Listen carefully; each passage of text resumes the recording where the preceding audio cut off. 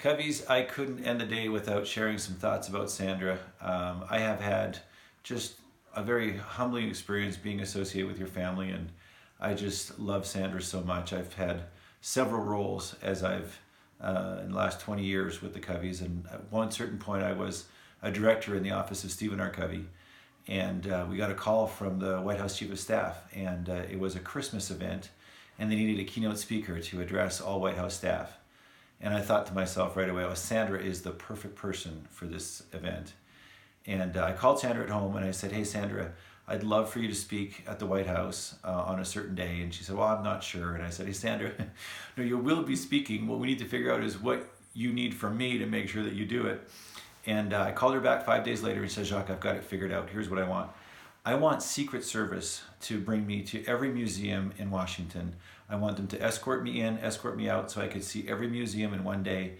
And I'd like to tour the West Wing of the White House. I said, no problem. I called the White House Chief of Staff back and I said, we've got a keynote speaker for you. It's Sandra.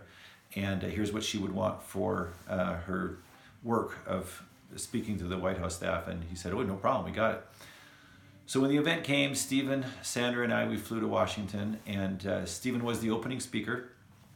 And then Sandra spoke to all White House staff, and it was incredible. She shared quite a few thoughts. She also sang for them, and it was just overwhelming to see the command she had of that audience and how much they loved her. And I realized at that time that it is a gift to train people. It is a gift to tell people what they can do and help them realize their potential.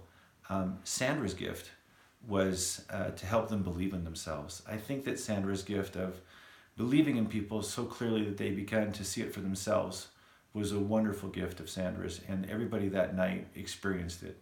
And they were so very thankful. And it was so interesting to see after how people came up to Stephen and said, hey, thank you, that was awesome. And then they lingered just so they could hug Sandra.